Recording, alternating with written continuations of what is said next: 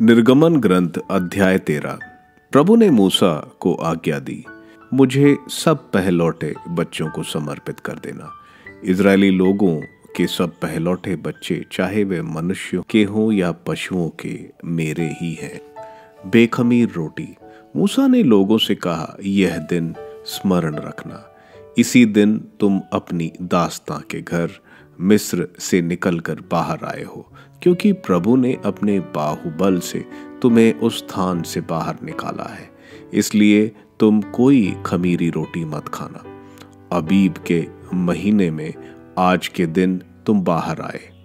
प्रभु तुम्हें कनानियों, हितियों, अमोरियों, हिवियों और यबूसियों के देश ले जाएगा, जिसे प्रभु ने तुम्हारे पुरखों को देने के लिए शपथ पूर्वक वचन दिया था।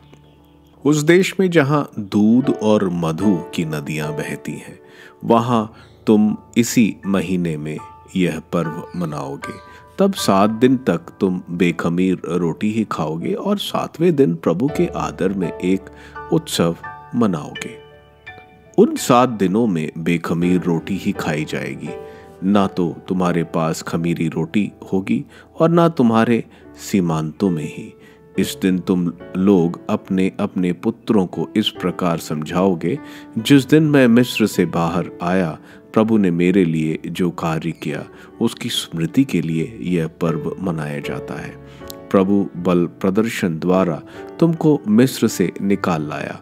यह मानो तुम्हारे हाथ में एक चिन्ह और तुम्हारी आंखों के बीच एक स्मारक होगा, जिससे तुम निरंतर प्रभु की संहिता की चर्चा करो। इसलिए तुम प्रतिवर्ष निश्चित समय पर इस आदेश का पालन करते रहोगे। पहलौठे बच्चों का समर्पण। फिर जब प्रभु तुम्हें कनानियों के देश पहुंचा दे और तुम्हें दे दे, जैसा उसने तुम्हें और तुम्हारे पुरखों को शपथ पूर्वक वचन दिया था, तब तुम अपने सब पहलौठे बच्चों को प्रभु को समर्पित करोगे।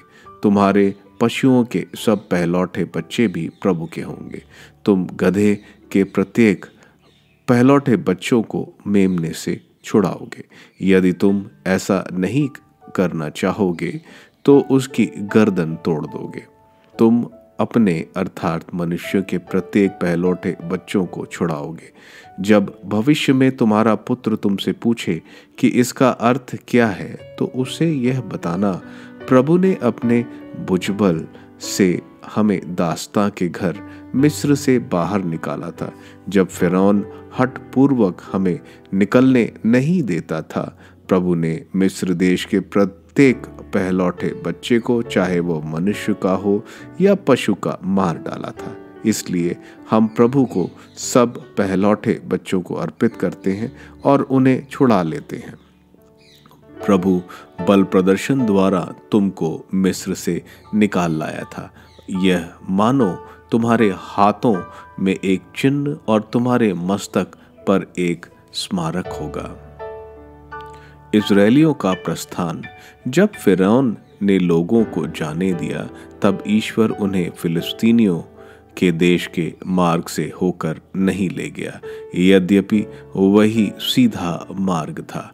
ईश्वर ने सोचा कि कहीं ऐसा ना हो कि लोग युद्ध के डर से पछताने लगें और फिर मिस्र लौट जाएं। इसलिए ईश्वर उन लोगों को निर्जन भूमि के मार्ग से घुमाकर लाल समुद्र की ओर ले गया।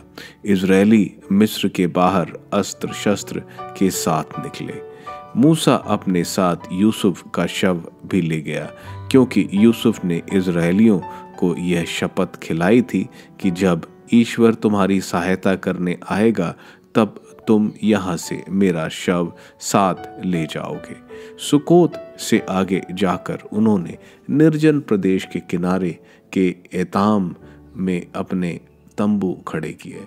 प्रभु दिन में उन्हें रास्ता दिखाने के लिए बादल के खंबे के रूप में और रात में उनको प्रकाश देने के लिए अग्नि स्तंभ के रूप में आगे आगे चलता था, जिससे वे दिन और रात में भी यात्रा कर सके।